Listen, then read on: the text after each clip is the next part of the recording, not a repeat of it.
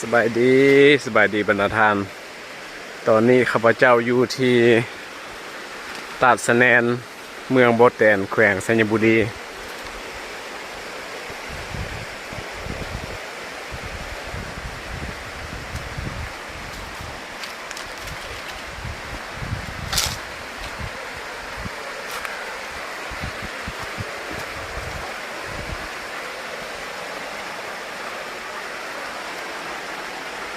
เมื่อบรรดาทานมาฮอดสถานที่ดังกล่าวนี้นะเมื่อผ่านเข้ามาแล้วก็จะมีตัวนี้จะแม่นเป็นครัวเล็กนะเป็นครัวเล็กเป็นครัวเล็กเนาะ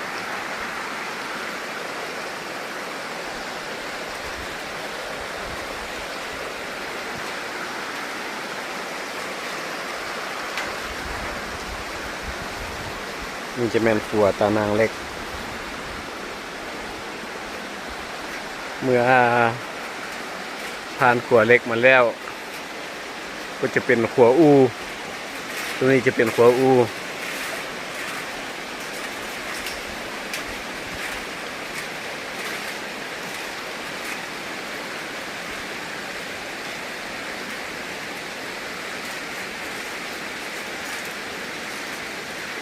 เวลาย่างก็จะโอดเอดโอดเอดเนาะแต่ว่ามีความปลอดภัย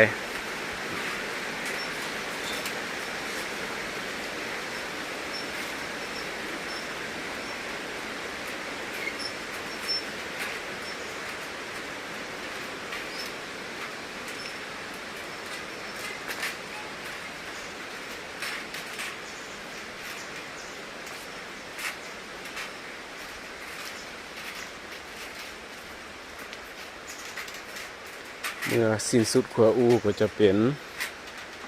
ทางย่างที่เป็นก้อนหิน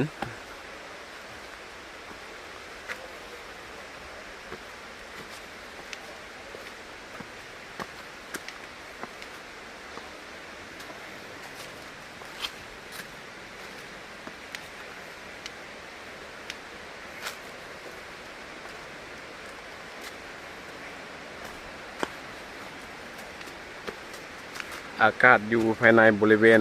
ตาดสะแนนนี้แม้นมีความชุ่มชื้นแล้วก็เย็นดีเหมาะแก่การสูดอากาศบริสุทธิ์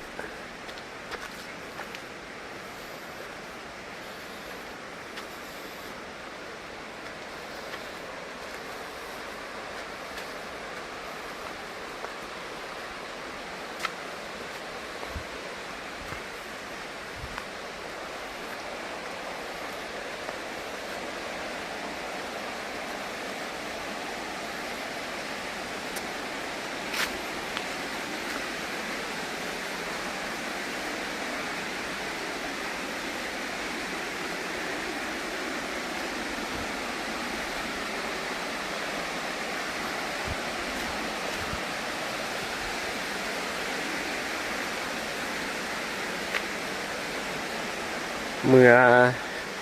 สิ้นสุดทางย่างที่เป็นก้อนหินแล้วก็จะมาฮอดครัวที่เป็นครัวเล็กอีกเทื่อหนึ่ง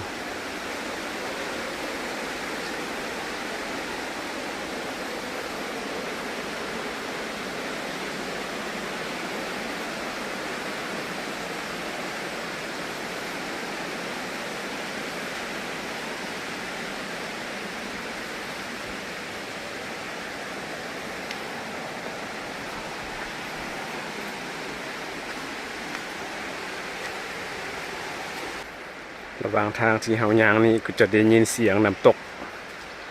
ซึ่งเป็นน้ำที่ตกลงมาจากตาดสะแนน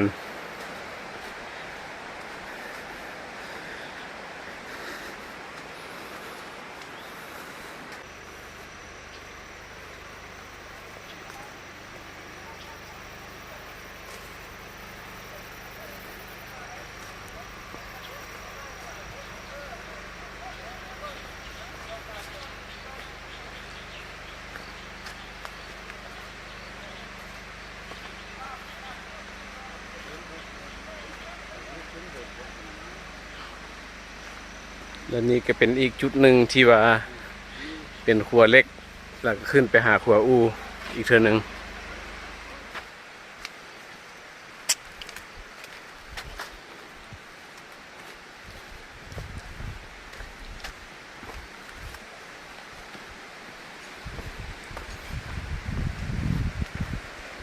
นี่เป็นทางที่จะลงไปหาตาดนะทางหาตาดสแนน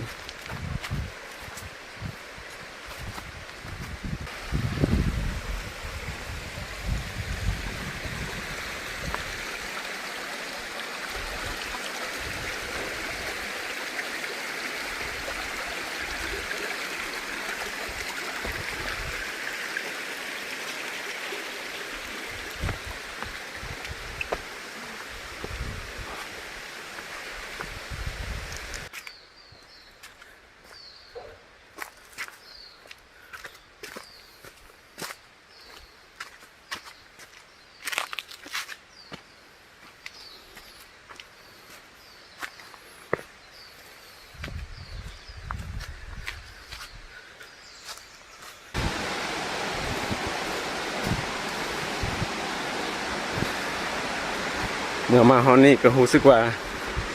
ได้ยินเสียงน้ำไหลแห้งขึ้นแสดงว่าใกล้จะมาฮอดตาดแล้ว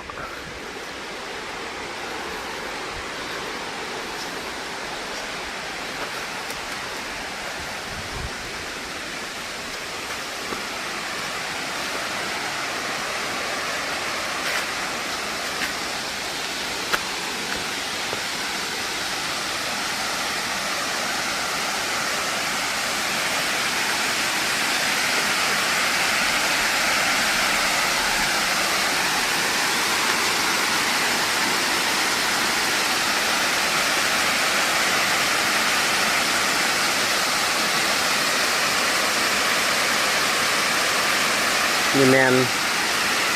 ตาดสแนนเมืองบ่แตนแขวงสิงห์บุรี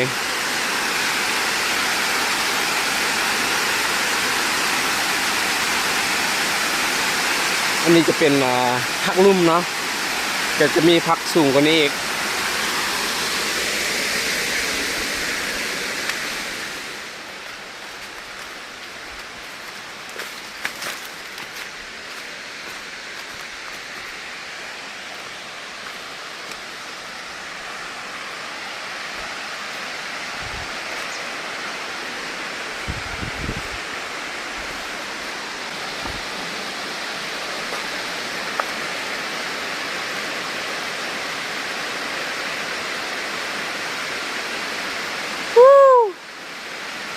ในที่สุดก็ฮอตแล้ว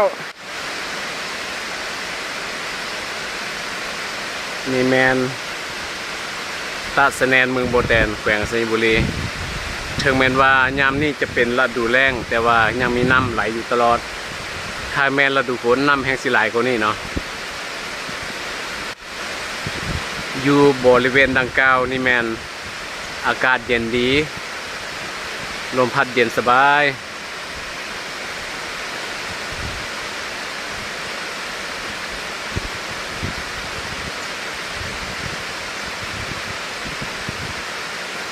อย่าลืมท่านใดที่ได้มาเมืองโบแตน